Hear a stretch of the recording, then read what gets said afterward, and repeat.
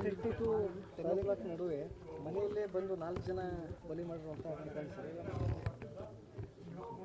ಈಗ ಫೈರೋಜ್ ಪಠಾಣ್ ಅಂತ ಸುಮಾರು 32 ವರ್ಷ ಧಾರವಾಡ ಉಪನಗರ ಪೊಲೀಸ್ ಠಾಣಾ ಸರಹದ್ನಲ್ಲಿರೋ ಮಾಳಾಪುರ ಅನ್ನುವಂಥ ಒಂದು ಏರಿಯಾದಲ್ಲಿ ಮನೆಯಲ್ಲಿದ್ದಂಥ ಸಂದರ್ಭದಲ್ಲಿ 9:30ಯಿಂದ 10 ಗಂಟೆ ನಡುವೆ 3-4 ಜನ ಬಂದುಬಿಟ್ಟು ಇವರಿಗೆ ಹಲ್ಲೆ ಮಾಡಿದ್ದಾರೆ.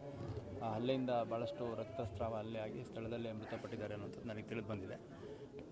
ಯಾವ ಕಾರಣಕ್ಕೆ ಮಾಡಿದ್ದಾರೆ ಮತ್ತು ಯಾರು ಮಾಡಿದ್ದಾರೆ ಅನ್ನೋಂಥದ್ದು ಅವರ ಕುಟುಂಬ ಸದಸ್ಯರು ಮತ್ತು ಸಾಕಷ್ಟು ಜನ ಲೈವ್ ವಿಟ್ನೆಸಸ್ಸು ಹೆಣ್ಮಕ್ಳೆಲ್ಲ ಇದ್ದಾರೆ. ಭಾಳಷ್ಟು ಜನ ಅವರು ಕಂಪ್ಲೇಂಟು ನೀಡೋ ಒಂದು ಪ್ರೋಸೆಸ್ಸಲ್ಲಿದ್ದಾರೆ. ಈಗ ಕಂಪ್ಲೇಂಟ್ ಕೊಟ್ಟರೆ ಇಮಿಡಿಯೇಟ್ ನಾವು ಈಗಾಗಲೇ ಆರೋಪಿಗಳು ಯಾರು ಅನ್ನೋಂಥದ್ದು ಕ್ಲೂ ಸಿಕ್ಕಿರೋದ್ರ ಹಿನ್ನೆಲೆಯಲ್ಲಿ ಅವ್ರನ್ನ ಹುಡುಕ್ಲಿಕ್ಕೆ ನಮ್ಮ ಅಧಿಕಾರಿ ಸಿಬ್ಬಂದಿಗಳು ಕಾರ್ಯೋನ್ಮುಖರಾಗಿದ್ದಾರೆ.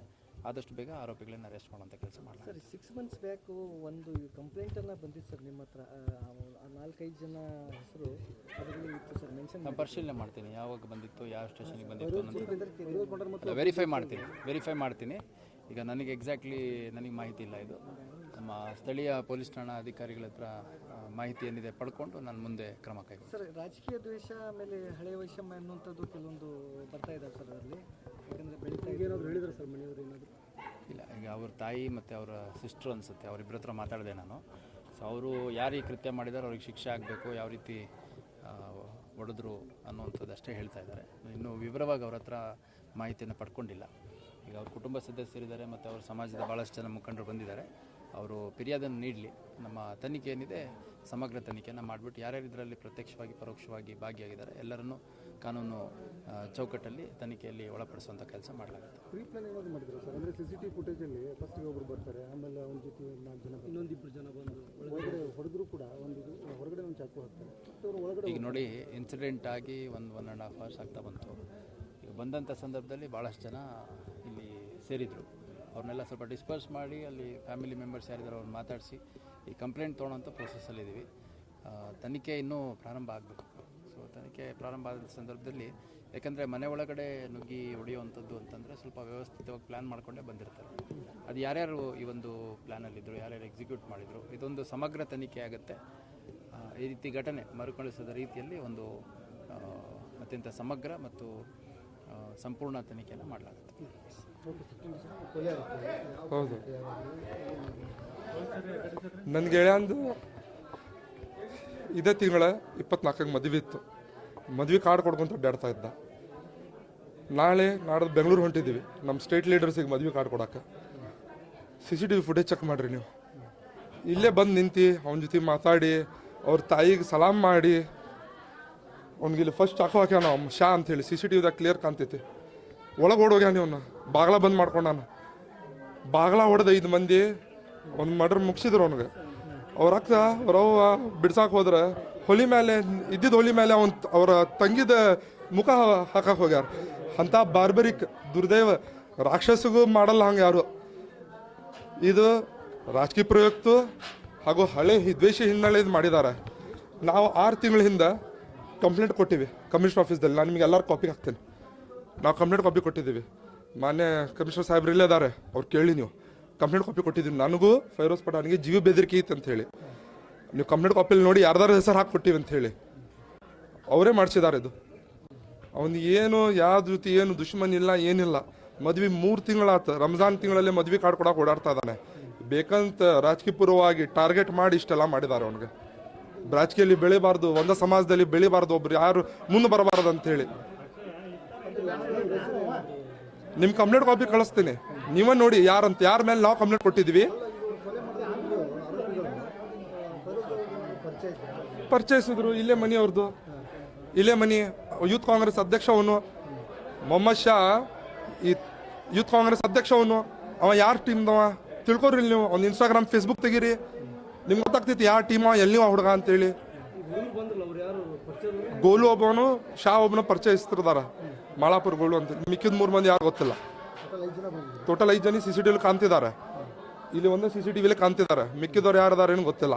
ಆದ್ರೆ ಇದರಲ್ಲಿ ನಮ್ಮ ಸಮಾಜದ ದೊಡ್ಡ ಹಿರಿಯರದ ಪಾತ್ರ ಐತಿ.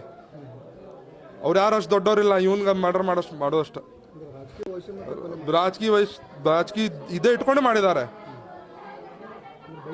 ಹಾಂ, ಮನೆಯಲ್ಲಿ ಮದುವೆದು 3-4 ಲಕ್ಷ ಕ್ಯಾಶ್ ಇತ್ತು, ಅದು ಒಯ್ದಾರ. ಒಂದು ಮೊಬೈಲ್ ಫೋನು ಒಯ್ದಾರ. ಅವ್ರ ತಾಯಿದ ಮೊಬೈಲ್ ಫೋನು ಕಸ್ಕೊಂಡು ಹೋಗ್ಯಾರ. ಅವ್ರ ತಾಯಿಗೆ ಹೊಡೆದಾರ. ಅವ್ರ ಅಕ್ಕಗೆ ತಂಗಿಗೆ ಹೊಲಿ ಮೇಲೆ ಮುಖ ಹಾಕಕ್ಕೆ ಹೋಗಿದ್ದಾರೆ. 9:10 ಗಂಟೆ ಆಗಿರೋದು. ನಂಗೆ ಟೈಮ್ ಅಷ್ಟು ಗೊತ್ತಿಲ್ಲ. ನಾನು ಹುಬ್ಳಿಯಲ್ಲಿದ್ದೆ. ಫೋನ್ ಹಚ್ಚಿದ ತಕ್ಷಣ ಇಲ್ಲೇ ಬಂದೆ. ಅಂದರೆ ಹೈಯೆಸ್ಟ್ ನಿಮ್ಮದು ಕೂಡಿ ವಿಡಿಯೋ ಇರ್ತಿದ್ವು ಬೆಂಗಳೂರು. ಹೌದ್ರಿ ಸರ್, ನನ್ನ ತಮ್ಮಕ್ಕಿಂತ ಜಾಸ್ತಿ ಅವ. ನನ್ನ ತಮ್ಮಕ್ಕಿಂತ ಜಾಸ್ತಿ ಬೇರೆ ಬೇರೆ ತಾಯಿಲಿ ಹುಟ್ಟಿರ್ಬೋದು. ಅದ್ರಲ್ಲಿ ತಮ್ಮ ರಕ್ತ ಅವ. ನಂದು ಗೇಲ ಇಲ್ಲ ಸರ್. ಅವ್ನ ರೈಟ್ ಹ್ಯಾಂಡ್ ಇದ್ದಂಗಿದ್ದೆ, ಅವ್ನು ಕಳ್ಕೊಂಡೆ ನಾನು. ಎಲ್ಲಾರು ಗೊತ್ತಿದ್ದೆ ಧಾರವಾಡದಲ್ಲಿ. ಅಬ್ದುಲ್ ದೇಸಾಯಿ ಅಂದ್ರೆ ಫೈರೋಜ್ ಪಠಾಣ್ ಅಬ್ದುಲ್ ದೇಸಾಯಿ ಬೇಕಂತ ಮಾಡಿದ್ದಾರೆ. ರಾಜಕೀಯ ಪ್ರಯುಕ್ತ, ಮತ್ತೇನು ಇಲ್ಲ.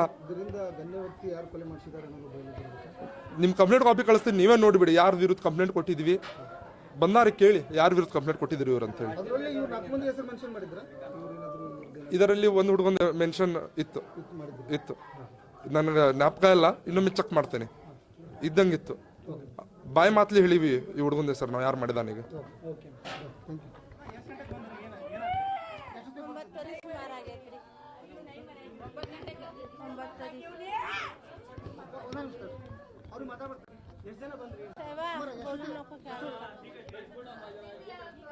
ಅವ ಹೊರಗಡೆ ಕುಂತಿದ್ದ. ಒಂದು ಹುಡುಗ ಬಂದ. ಅಲ್ಲೇ ಸಿಸಿ ಕ್ಯಾಮ್ರಾ ಐತಿ, ಅಲ್ಲೇ ಚೆಕ್ ಮಾಡಿದ್ರು. ಅವರು 4-5 ಮಂದಿ ಇದ್ರ. ಆ ಹುಡುಗ ಬಾಜು ಕುಂತಿದ್ದಲ್ಲ, ಆ ಹೊಡೆದ ನನ್ನ ಮಗ ಓಡಿ ಒಳಗೆ ಹೋದ. ಒಳಗೆ ಹೋಗಿ ಬಾಕ್ಲ ಹಾಕೊಂಡ. ಆ ಬಾಕ್ಲ ಮುರಿದು ಹೊಡ್ತಾರ.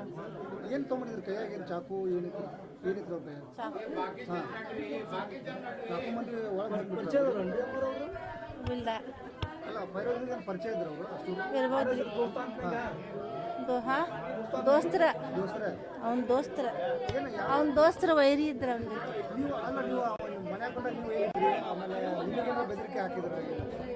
ನಮಗ ಹೊಡೆದ್ರ, ಆ ಹುಡುಗಿಗೂ ಹೊಡೆದ್ರ. ಆ ಗ್ಯಾಸಿನ ಕಟ್ಟಿಗೆ ಹಿಂಗ ಇದು ಮಾಡಿ ಹೊಡೆದ್ರ. ನಮಗೂ ಹೊಡೆದ್ರು. ಆಮೇಲೆ 2 ಮೊಬೈಲ್ ತಗೊಂಡ್ಬಿಟ್ರು. ಆಮೇಲೆ ಮದುವೆ ರೊಕ್ಕ ಇದ್ದು 15 ದಿನ 24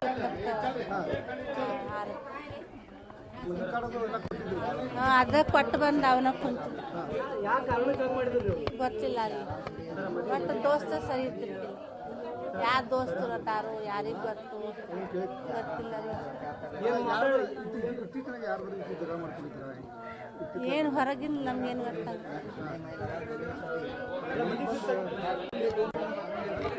ಹೊರಗಿಂದ ನನಗೆ ಏನು ನಮಗೇನು ಗೊತ್ತಾಗ್ಬೇಕು, ನಮ್ಗೇನು ಗೊತ್ತಿಲ್ಲ.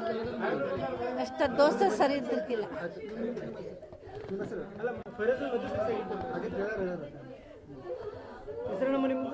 BB ಆಯಿಷಾ.